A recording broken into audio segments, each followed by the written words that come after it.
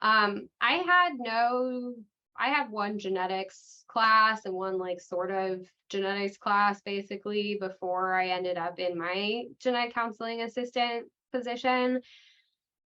Personally, and like again, this is my own opinion. I think that if you have the finances and don't mind doing that, it's fine. A lot of people are going to be getting these positions without any of that training because it's just not accessible to most people to do those kinds of trainings. They're very pricey sometimes. And so it's just not, I think if that's available to you and something you're really interested in, it's not going to be like not valuable experience, but I don't think it's necessary to get those positions. They are competitive. So I'm sure like you have some amount of awareness of that whole deal. Like they are very competitive positions because people have because it's a competitive, I mean, to be honest, it's a competitive field. So there's a lot of people who are interested in going on to grad school in genetic counseling and really see it as a stepping stone. So there's a lot of turnover, but also a lot of competition. There's just, I mean, realistically, there's just not enough openings in schools to accommodate the number of qualified applicants. So I think there's kind of this push to try and make yourself stand out as much as possible or have as much experience as possible. And again, like I think my experience was great.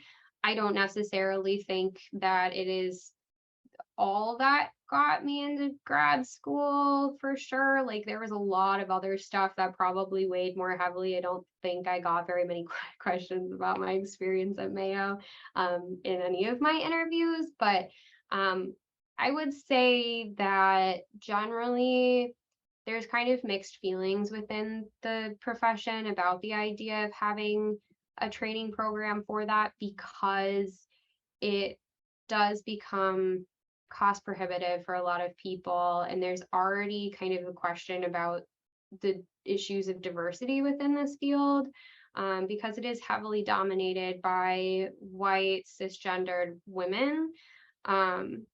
So, I mean, again, like it's not going to be bad experience if you have the flexibility, go for it and are really interested in it.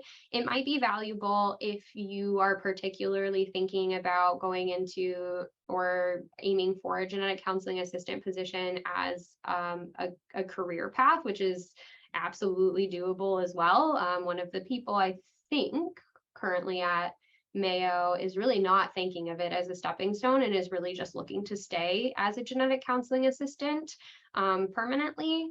So I think it kind of depends on what you're using it for. And the other thing is, I would personally also consider what your goals are and what they say basically about getting a job afterwards, because I would hate to recommend something that was like 10 weeks, cost couple $1,000s or whatever it's going to be, and then it be just like a kind of unfortunately a crapshoot of whether or not you'll get a genetic counseling assistant job, especially like moving wise. Like some people don't have the flexibility to move around.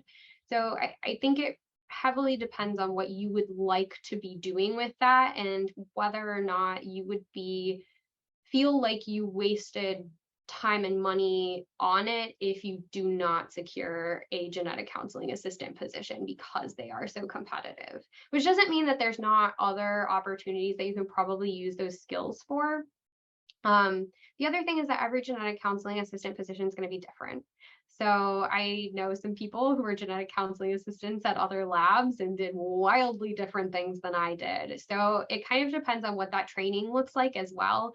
I don't know what the curriculum looks like, but in terms of test review and everything else, different labs are going to have different ways of looking at that. So I think probably it would matter depending on whether or not the focus is more on giving you like genetic counseling education in terms of like, I don't know, different types of testing and those testing platforms and stuff that you may not have gotten in school versus maybe being a path to getting a little bit more basic genetics for somebody who didn't do a biology degree or something similar like that.